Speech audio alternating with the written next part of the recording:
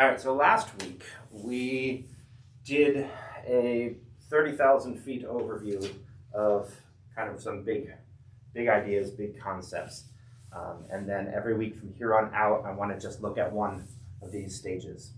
Just to overview, the sort of theory of spiritual growth and development is that we tend to follow a similar journey at various points in our lives. They may look different. We all engage with life differently, but we tend to kind of follow the same sort of cycle. This is, of course, just descriptive, not prescriptive, so it may look different for you. These are things, this theory comes up after we've already experienced things. So it's not like you're looking at mathematics and that is exactly how the universe works. So there's some room to push back, there's some room for wiggle room. But generally we tend to follow certain steps in our spiritual growth, and at any given moment of our lives we have a sort of home base where we spend most of our time. And you can kind of dip back, you can kind of move around a little bit in either direction. You might be spending most of your time over here in stage 3, but every once in a while you hang out back at 1, or you're sort of moving around a little bit. You can think of it like the ebb and flow of a tide, where you might be here and you might be kind of going back. Right, like that kind of a movement, but you generally don't skip ahead a couple of steps. You don't generally go from a life of discipleship to immediately this mystical union with God. Typically, we do follow this sort of cycle, which is going to make a lot more sense when we look at each individual stage. So I want to start with stage 1. So where else would you start? Stage 1, part of faith. The puppy dog love stage of faith. We just say it's the recognition of God. It is a simple faith, typically characterized by a sense of need and a sense of awe. In many ways, it feels like falling in love. It's almost effortless in some ways. You don't have to question it. You don't have to poke and prod it. You don't have to be able to explain it systematically or anything like that. It doesn't even need to be connected with a particular faith tradition or a church or a leader or anything. It's almost this, it's just me and God. We're just in love, and we don't even need to put words to it. This thing that we're doing, we don't need to define it yet. This is a lot of times the spiritual but not religious crowd gets here and stays here for their whole lives, as it were. This is a faith that is felt, born out of your bones. We all come to God, an awareness of God at some point in our lives. There was likely a first time that you experienced an awareness of God. And it might be so long that you don't remember exactly the first time that you felt an awareness of God, but there were likely many other times as well. We typically find this awareness of God in response to profound awe or profound need. Profound awe, like the birth of a child, or a beautiful walk through nature. When you are hiking and then it opens up and you're suddenly at a canyon and you're just struck with the bigness of it all. Or a trip to space, as it were. Did any of you watch any of the of William Shatner's trip to barely outer space? I think they crossed the line, floated for 3 minutes, and then came back down. But for a 90-year-old actor who's not in the best shape, that's probably as much as he could handle. But he came down and then immediately found Jeff Bezos and just started talking to him. And then the camera person ran over to them to catch what he's saying. And Bezos is so funny in that moment. If you find this video, it's great. He looks like a guy who's stuck talking to someone at a party who doesn't really want to be there. And he's like, yeah. But Shatner's mind is blown. He is like, here, he said, what I'd love to communicate as much as possible is the jeopardy. The moment you see the vulnerability of everything. It's so small. This air which is keeping us alive is thinner than our skin. It's a sliver. It's immeasurably small when you think in terms of the universe. It's negligible, this air. Mars doesn't have it. I mean, when you think about all the carbon dioxide changes to oxygen and what is 20% sustains our life, it's just so thin. And he said, what you've given me is the most profound experience I can imagine. I am so filled with emotion about what just happened. And he started crying. He said, it's extraordinary. I hope I never recover from this. That phrase stuck with me. That's going to be a sermon someday. I hope I never recover from this. I hope that I can maintain what I feel now. I don't want to lose it. It's so much larger than me and life. It hasn't got anything to do with the little green and blue orb. It has to do with the enormity and the quickness and the suddenness of life and death. Oh my God, it's unbelievable.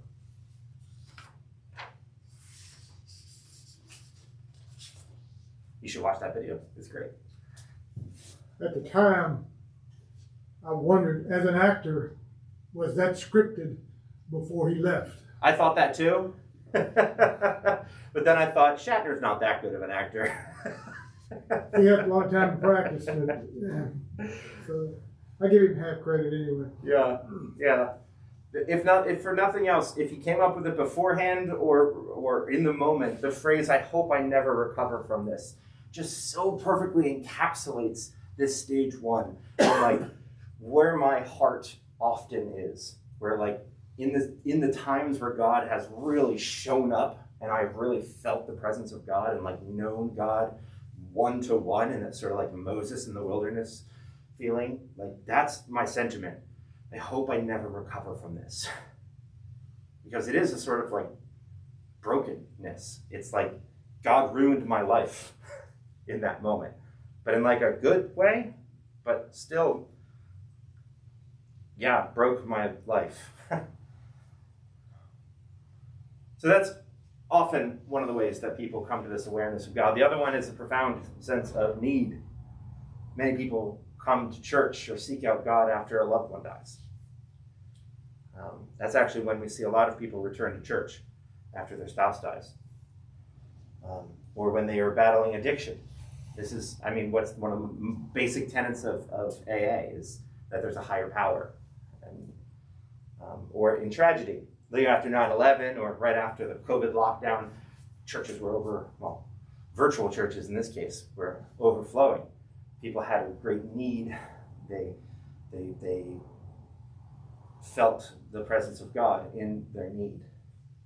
I think of Hagar, who was Sarah in the Old Testament. It was her handmaiden, and God had promised Abraham and Sarah a child, and Sarah wasn't conceiving, and so she said, "Here, have my servant," and she got pregnant, and Sarah got really mean and tried to cause a miscarriage in this child, and so she ran away, and she was in the wilderness, dying of thirst, when God appeared to her in her need, and she said, she gave this name to the Lord who spoke to her, "You are the God who sees me." For she said, "I have now seen the one who sees me." She, by the way, is the only person in Scripture who names God. God names people a lot, but she is the only person who gives God a name. The God who sees me. So can any of you share a time that you came to an awareness of God like this? Or maybe what brought you back to God, to church, to an awareness of the divine? I just think throughout my life where I felt like I needed something positive to happen when things weren't going well, that's when God seems to step in. I'm not going to get really specific just because it's my personal choice, but I mean, I just know that that's why I feel like my faith is so strong, because I know that most likely I wouldn't even be here if it wasn't for him. I just feel like I'd probably go down a potentially terrible path if certain situations didn't happen when they needed to happen.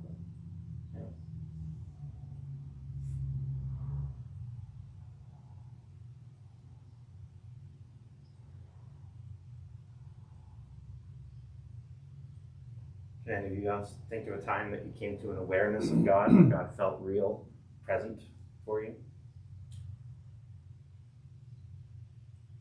There's a minor one that I remember from years ago. I was living in the Houston area, and my sister lived in a different part of the Houston area. And it was Christmas morning, and we had generally been with my parents and stuff and whatever, and I had at least, until I left home a year or so prior to that. Anyway, she'd invited me to come down and share Christmas with her and her family. And so on the schedule that I was supposed to be on, I got up and started to drive, and there's a part that I had to go through that was out in the suburb, far suburbs of Houston, where there was no houses or anything. And as I was driving down the road, a hawk came from the left and came just kind of like right over the front of the car and went off into the, I couldn't see him, in the blue sky behind and all that. And I thought, wow, that's significant, because I'm into birds and that sort of thing. And it was kind of like it was telling me that it was going to be okay. Life, with all the troubles that I might be having at that point, just hang on there, it's going to be okay. And I felt like that was a message, and I told my sister, and she agreed that that was from God. Mm.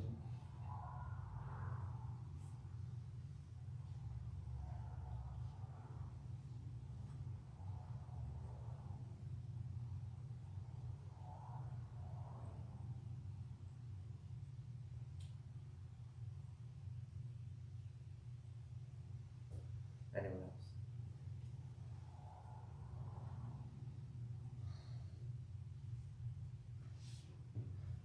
Stage one is wonderful. I love it. It's this sort of almost naive faith, almost a childlike faith, right? That we can come back to as adults. It's great. It's the faith of David walking up to bring food to his brothers and seeing Goliath there and going, wait, who is this Philistine who's mocking the name of God, and why isn't anyone standing up? Just like to David, of course God is going to take care of you. He has no doubts. He's got this childlike, wonderful faith. But sometimes people get stuck here. When you get stuck in stage one, the good becomes bad. That sense of need that you feel becomes a sense of worthlessness. You can get kind of stuck in that place where you feel like, I have such incredible need. I am so incredibly broken. I am just unworthy of love, totally depraved, and no matter what I do, I keep falling away. You know, I know so many people who I'll see them in the grocery store. The very first thing they'll say is, "I'm so sorry for not coming to church. I'm so sorry. I feel so bad." I just want to go out with a sign that says, "I don't care about your attendance. How are you doing?" And a lot of them will say things like, "Well, you know, I wanted to come, but I was afraid the roof would collapse if I came in." Or like, I thought it would get struck by lightning if I entered a church. This sense of need that draws many people to God has then started to fester in them. And they've not been able to accept God's love and acceptance. And so they get stuck here, and it almost, it festers. It putrefies in there. And because it's a simple, sort of naive faith, there's not a whole lot of grounding. There's not a whole lot of foundation. In many ways, it's kind of like the seed that was scattered on rocky soil in Jesus' parable, that it grows, but then there's not a whole lot there to support it when things go wrong. And so when things happen, there's no community to fall back on. There's no deeper theology. There's no deeper anything to it. And they just dry up. I can think of an example of that. Yeah? When I was probably junior high school, I was feeling that. And somebody told me that, you know, with your temperament, I think you ought to be a minister.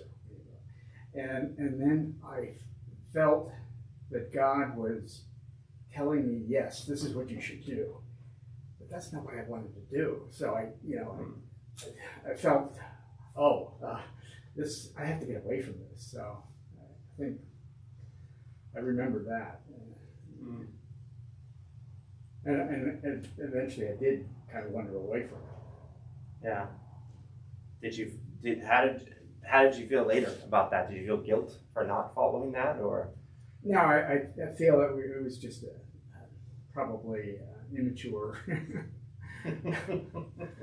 reaction. Yeah. So you don't feel like Jonah running away from your true calling? No. Okay, good. So. Good.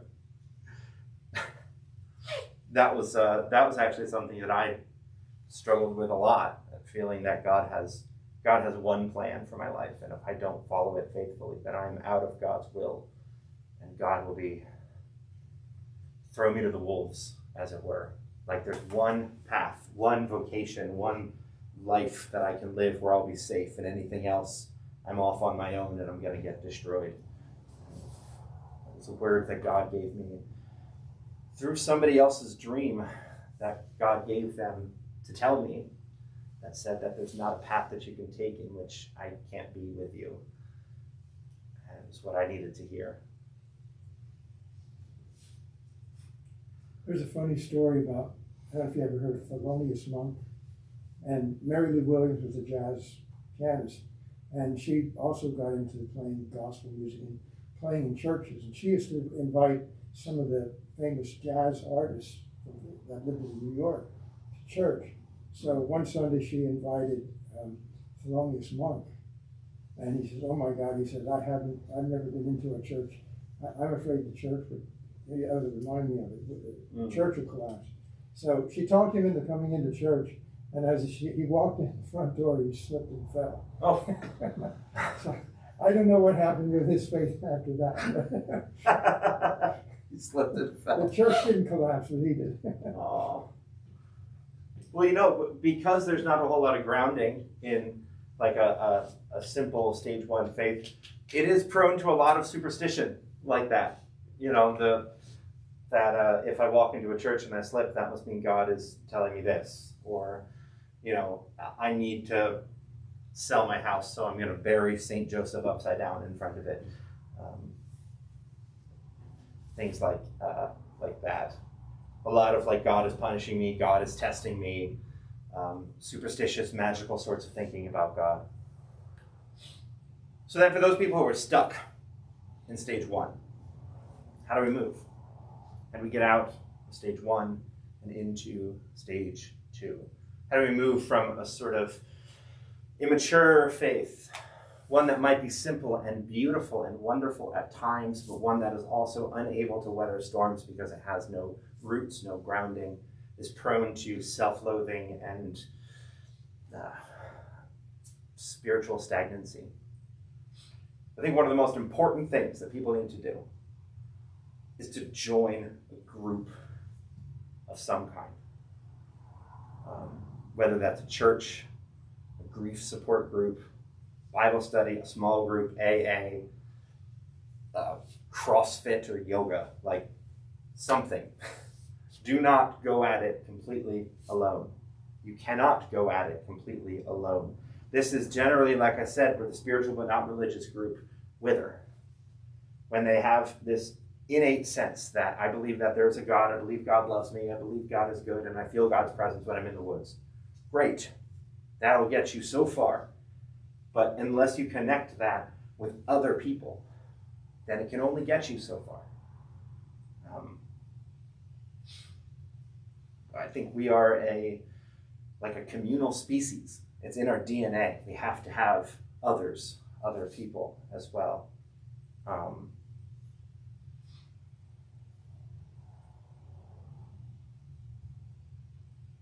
To me, that's a critical point in your faithing. Depending on who and what that group is, can lead you totally astray or put you down forever or whatever. I mean, if that group happened to be this church, I think you're on a pretty good path. But depending on what the group is, you can just get misled very easily because, as you said, you're very immature in your faith at that point. So you're looking for somebody that's smarter than you, is more experienced, whatever. And if the group is not healthy for you, it could ruin you. At least that's my thinking. Yeah. It's like this. You can't stay here alone and grow. You need to grow with other people. But if you pick the wrong place, it could be counterproductive. It's kind of a scary place to be, in finding a group that fits, that belongs with you. A lot of this work here is going to be in identifying with a group, connecting with a group, being formed and changed by the group. And a lot of this work here is in deconstructing that, in taking with you the things that were helpful and learning how to let go of the things that were harmful. So I think it's going to be a little unavoidable sometimes that there's going to be some bad parts of whatever group you join. But hopefully it's not like a cult or something that you end up with.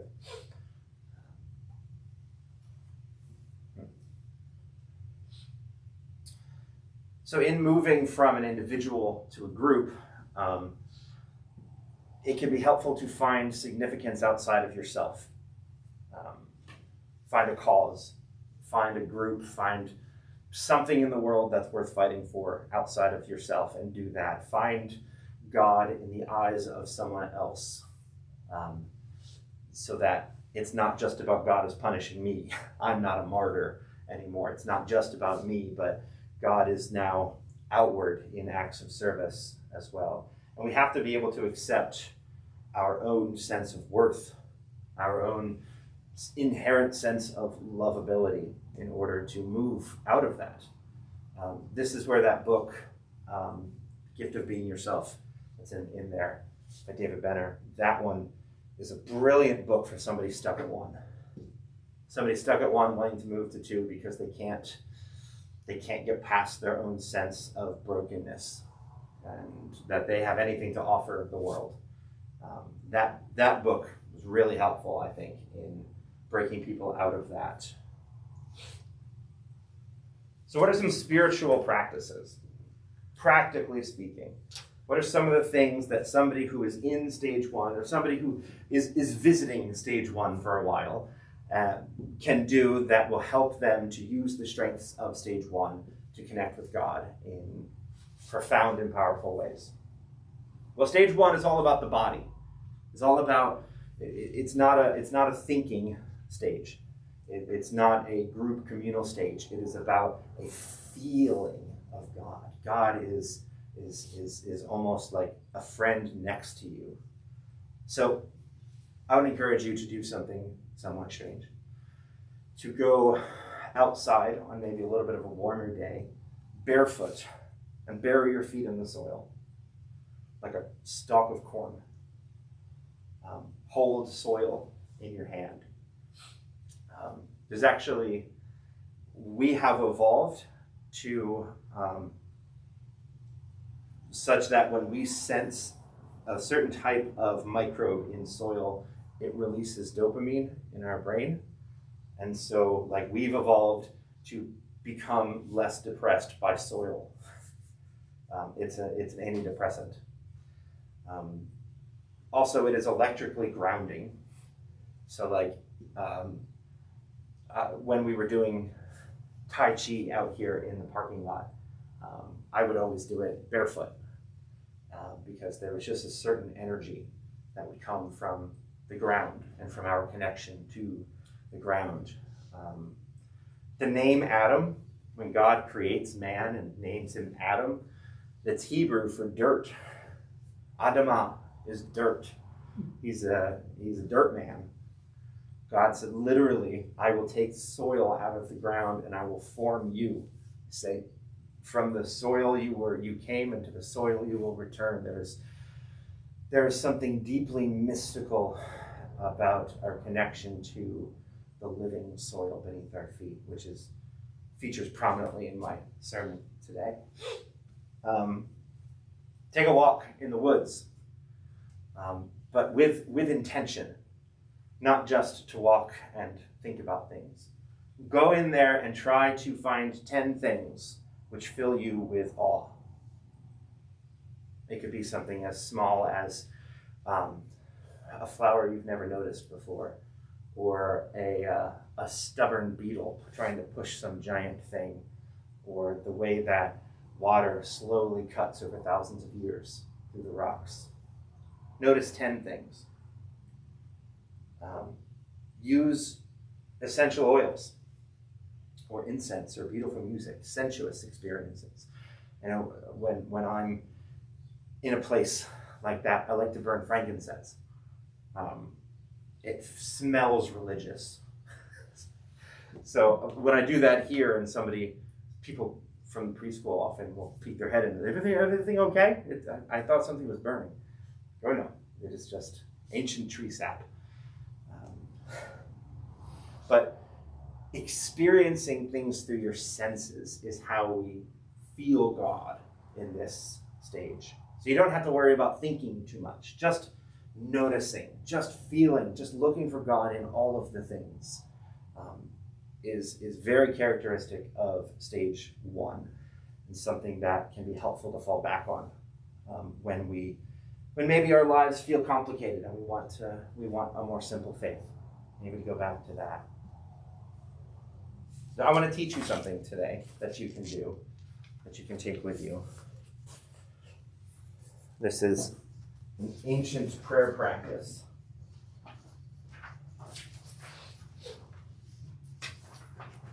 Has anyone ever heard of the Examen? This was a practice that was developed by St. Ignatius of Loyola in the 15th century, 14th century, and it is practiced primarily by Jesuits multiple times a day. If you look online, they will have created Examen prayers for just about any stage of life or thing that is going on. It is a simple, reflective sort of prayer. Originally designed to be done at the end of the day, while you're falling asleep or right before you fall asleep, but has been adapted to be done midday as well, as a sort of check-in as well. It's very simple. It is a 5-part prayer. This is just an example of things in there. It begins with thanksgiving, as all good prayers should. To center yourself into the ways that you have seen God in action, specifically that day. So, in the first part of our prayer, we bring to mind the things that we are thankful for in that day. Trying to bring to mind specifically. If you're a journaler, this is it's helpful to write these things down so you can come back to them in the future when you've forgotten them. It could be something as simple as the special smile I got from my loved one today, or the smell of coffee when I woke up this morning, the gift of another day, the blessing of falling leaves, the crunch underneath my feet that reminds me of the cycles of life and death. Just going through the things that happened that day that you were thankful for. And then we move into a short petition, in which I like the example prayer they have here. I am about to review my day. I ask for the light to know God and to know myself as God sees me. And so at this point, we review our day. The questions here, the suggested questions, are things like, where have I found joy today? What troubled me? What challenged me? What made me pause? Have I noticed God's presence in any of this? The thinking back through the day of the things that happened, trying to notice in retrospect the things that you breezed past in the moment. And then once we've gone through those things, the things that were blessings, the things that we failed at, the times that we were angry, frustrated, sad, hopeless. We take a moment, and this is a time in the response section where I think it's helpful to just breathe for a few minutes.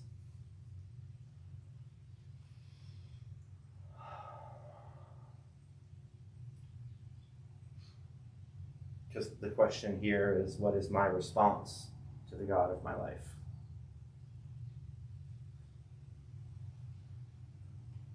And that will probably vary depending on the sort of day it was. Whether that response is of thanksgiving or of petition or of grief or of anger at God. But to just be honest in that response to God. Now that I've reviewed my day, I've been thankful for the gifts I've been given. What is my response to God? And then you take a brief moment to pray for the day to come, and to pray for the Spirit to enter into that day as well. And then you fall asleep. It's a way of praying through your day in retrospect. And one of the things, the blessings of doing this on a regular basis, is you start to notice things then throughout the day. I heard a comedian talk one time about how he was talking about this awful thing that had happened to him and how it should have destroyed him. And the first thing he thought when it happened to him was, oh, this is going to make a great joke. And he already started trying to write the joke in the moment, because he's so used to writing jokes about tragedy and things that happen along the day that he immediately started to reframe it as it was happening to him. And I do that with, I'll always think to myself, like, ooh, once I recover from this, it's going to make a great sermon.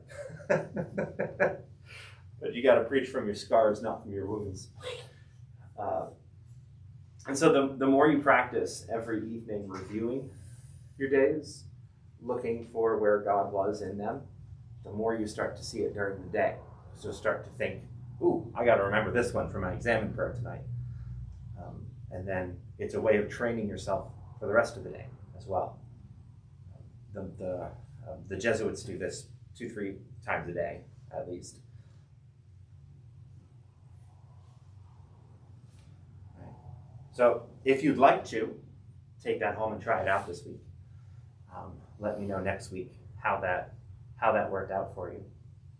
Next week we'll move into stage 2, and we'll follow the same kind of format. We'll talk about what stage 2 is, what's so great about it, what it looks like to get stuck there, how to get unstuck from there, and then what are some spiritual practices that we can try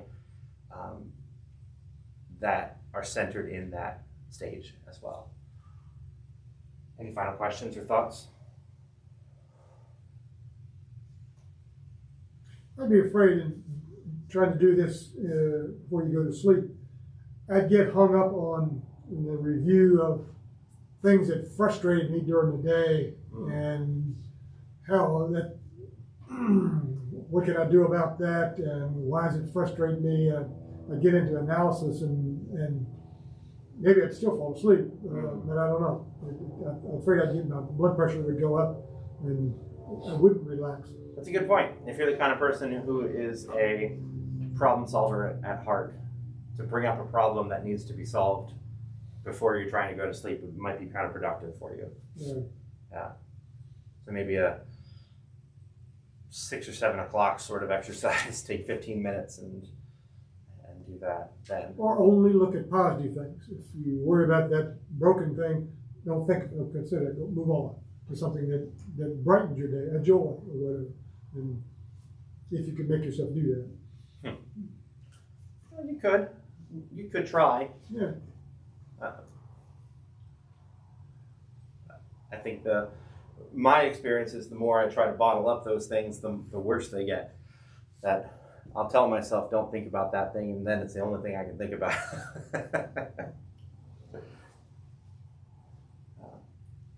But I would invite you, if you're interested, just Google Ignatian Examen, and there'll be 100 different pre-made prayers that you can. They'll ask you specific questions for each one that you can think through and pray through. I know the Jesuit website had one for almost every occasion. There was one for, it was like Ignatian Examen for relaxing COVID regulations.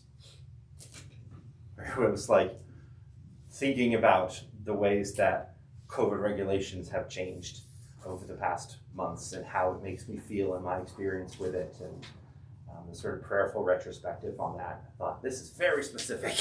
Thank you, Catholics, for being so organized. All right.